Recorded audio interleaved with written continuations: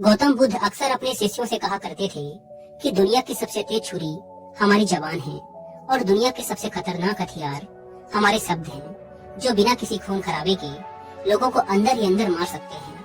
हमारे शब्द हमारी ताकत है, लेकिन ये हमारी सबसे बड़ी कमजोरी भी हो सकते हैं अगर हमें नहीं पता कि कब, कहां, क्या और कितना बोलना है। यदि हम सही समय पर सही इरादे के साथ सही शब्दों का प्रयोग करते हैं तो यह हमें एक सफल व्यक्ति बनाता है। लेकिन अगर हम सही समय पर सही इरादे से सही शब्दों का इस्तेमाल नहीं करते हैं तो यह हमारे जीवन को नर्क से भी बदतर बना सकता है। तो आज मैं आपको मौन के ऊपर एक कहानी सुनाऊंगा और यह कहानी आपके जीवन को बदलने वाली है, आपको मौन की शक्ति का एहसास करवाने वाली है। जापान में एक बहुत ही प्रसिद्ध बौद्ध भिक्षु हुए, उनका नाम था रिझाई।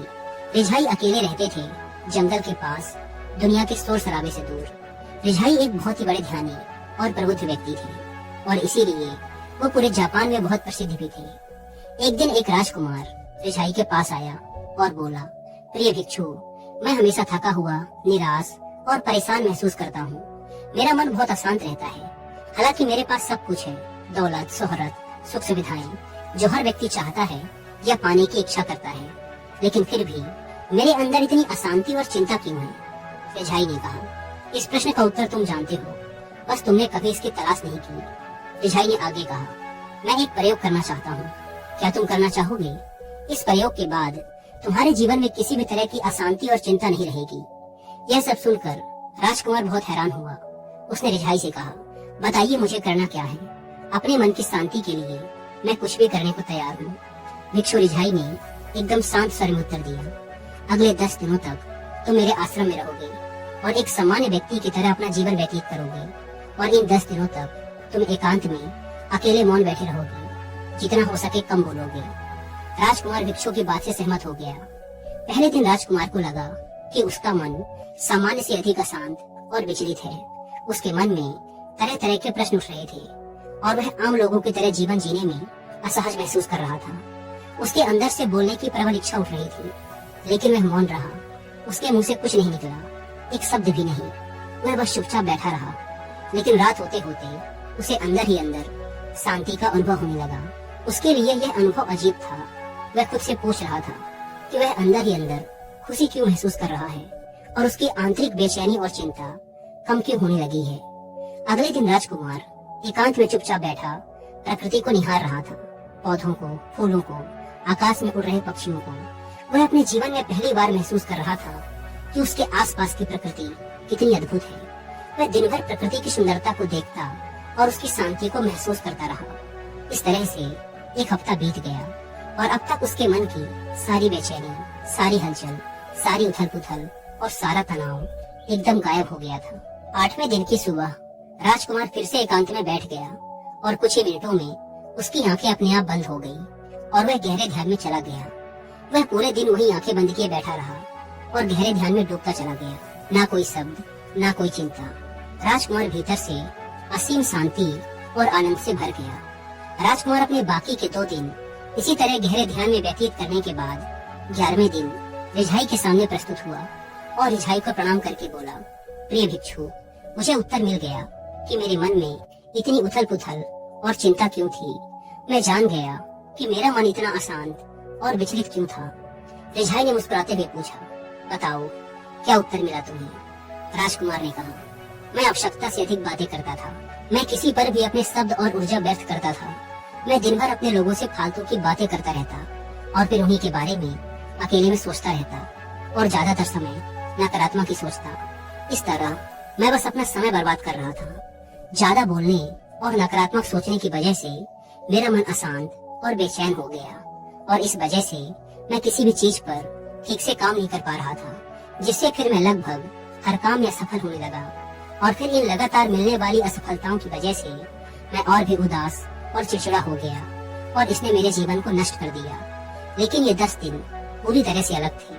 अब मुझे ऐसा लग रहा है कि मैं अपना जीवन पूरी तरह से जी रहा हूँ, लेकिन इससे पहले मैं अपना जीवन गलत तरीके से जी रहा था। और मैंने यह भी सीखा कि हमें सिर्फ ध्यान करने की जरूरत नहीं है। ध्यान अपने आप होता है जब हम स्थिर, शांत और मौन होते हैं। ध्यान के पिछले कुछ दिनों के दौरान मैंने जो पहली चीज सीखी वो ये है कि मनुष्य के जीवन की सबसे महत्वपूर्ण घटना स्वयं को जानना है। यह सुनकर रिझाई ने कहा, सिर्फ तुम ही नहीं, दुनिया में ज्यादातर लोग जरूरत से ज्यादा बोलते हैं। आज भी लोग ज्यादातर समय केवल एक दूसरे को नीचा दिखाने के लिए ही बोलते हैं। कुछ लोग ना चाहते हुए भी बातें करते हैं और अपना जीवन बर्बाद कर लेते हैं। दोस्तों, मैं यहाँ पर आपको इस टॉपिक से रिलेटेड एक रेलेवेंट ऑडियो बुक भी रिकमेंड करूंगा, जिसका नाम है the power of the spoken words, जिसे आप हिंदी में सुन सकते हैं कुकूफ ऐप पर। हमारे शब्दों में हमारे जीवन को बदलने की शक्ति है। हम कैसे बोलते हैं और कैसे सोचते हैं, इस पर अधिक ध्यान देकर हम अपनी परिस्थितियों को बेहतर बना सकते हैं। The power of the spoken words आपको मदद करेगी आपके जीवन में पॉजिटिव चेंजेस लाने में, जो आप हमेशा से चाहते थे। और जिन्हें कुक एफएम के बारे में नहीं पता, यह इंडिया का सबसे बड़ा ऑडियो शो प्लेटफॉर्म है, जहां पर आपको मिलते हैं 10,000 से भी ज्यादा ऑडियो शोज, वो भी 7 इंडियन लैंग्वेजेस में। 2.5 मिलियन से भी ज्यादा एक्टिव पेड सब्सक्राइबर्स हर महीने 45 लाख घंटे से भी ज्यादा का कंटेंट कुक एफएम पर सुनते हैं। और इसमें हर महीने 4200 घंटों से भी ज्यादा का न्यू कंटेंट अपलोड कर दिया जाता है। इस प्लेटफॉर्म का मंथली सब्सक्रिप्शन पड़ता है 99 रुपीज का, लेकिन अगर आप यूज करते हैं कूपन कोड WI50 तो आपको इसके फर्स्ट मंथ के सब्सक्रिप्शन पर मिलेगा सीधा 50% का डिस्काउंट। यानी आपको पड़ेगा 99 की बजाय सिर्फ 49 रुपीज का। इस ऐप को डाउनलोड करने की link description and first comment पर मिल जाएगी। आइए कहानी पर वापस लौटते हैं। रिझाई ने राजकुमार को मौन का महत्व समझाते हुए कहा, एक बार गौतम बुद्ध से उनके शिष्यों ने पूछा, प्रिय बुद्ध, आप ज्यादातर समय चुप क्यों रहते हैं? बुद्ध ने कहा, क्योंकि मौन में मैं अपने भीतर अनंत शांति की गहराइयों में होता हूँ। मौन अपने भीतर उतरने की पहली सीढ़ी है। मौन के बिना स्वयं को जानना संभव है। स्वयं को जानने और समझने का पहला नियम है कि मौन हो जाओ। उतना ही बोलो जितना अत्यंत आवश्यक हो। जिसके बिना चल जाता हो उसे छोड़ दो, उसे मत बोलो। और तुम अचानक पाओगे कि 90% से ज्यादा तो व्यर्थ का है। ना बोलते तो कोई नुकसान ना था, बोल के ही गलती करती। दुनिया की 90% मुसीबतें कम हो जाए अगर लोग थोड़ा चुप रहें। झगड़े फसाद कम हो जाए, उपद्रव कम हो जाए, अदालतें कम हो जाए अगर लोग थोड़ा चुप रहना सीख लें। संसार की बहुत सारी समस्याएं, बहुत सारा उपद्रव सिर्फ बोलने से पैदा होते हैं। सारी बात मौन सीखने की है। जब तुम नहीं बोलते तब तुम एकांत में अकेले हो गए, भरे बाजार में भीड़ में खड़े हो। नहीं बोलते हिमालय के शिखर में पहुंच गए। जिसने मौन की कला जान ली वो भीड़ में भी अकेले होने की कला जान लेता है। वो अपने भीतर ही डुबकी लगाने लगता है। एकांत में तो आदमी स्वर्ग में है, दूसरे की उपस्थिति ही बेचैनी पैदा करती है। पहले तो मौन को साधो। पहले तो अपनी ऊर्जा को मौन में उतरने दो, गहराने दो मौन को, और उस स्थिति में पहुंचो कि बोलते ही लगे बेईमानी हो गई। जब दूसरों की मौजूदगी से तुम ऊब जाओ, परेशान हो जाओ, तो उचित है कि आंख बंद कर लो और अपने में खो जाओ। वहां से पाओगे ताजगी, क्योंकि तुम्हारे जीवन का स्रोत वहीं छिपा है। वो किसी दूसरे में नहीं, तुम्हारे भीतर है। तुम्हारी जड़ें तुम्हारे भीतर है। आखिर कौन तुम्हें तुम्हारे भीतर लेकर जाएगा? कोई नहीं, तुम्हें स्वयं भी अपने भीतर उतरना पड़ेगा। इसीलिए अपने भीतर जाओ। वही परम राज्य है जीवन का, वही स्रोत है आनंद का। वहीं से जन्म हुआ है, वही मौत में डूब जाओगे। वही तुम्हारा सूर्य उगा है, वहीं से अस्त होगा। उसमें बार बार डुबकी लो। जब भी तुम डुबकी लगा के लौटोगे वहाँ से, तुम पाओगे फिर ताजे हुए, फिर जीवन की नई संपदा मिली, फिर नई शक्ति का जन्म हुआ। थकान गई, उदासी गई, चिंता गई। जैसे कोई स्नान करके लौटता है तो शरीर शीतल हो जाता है, शांत हो जाता है। ऐसे ही जब कोई भीतर से होकर वापस आता है, मौन में स्नान करके लौटता है, तो समस्त अस्तित्व, समस्त व्यक्तित्व शांत और मौन हो जाता है, आनंदित हो जाता है। जब तुम आंतरिक मौन की उस पराकाष्ठा पर पहुंच जाओगे, तब तुम पाओगे कि बोलने से भी तुम्हारा मौन खंडित नहीं होता, वह बना ही रहता है।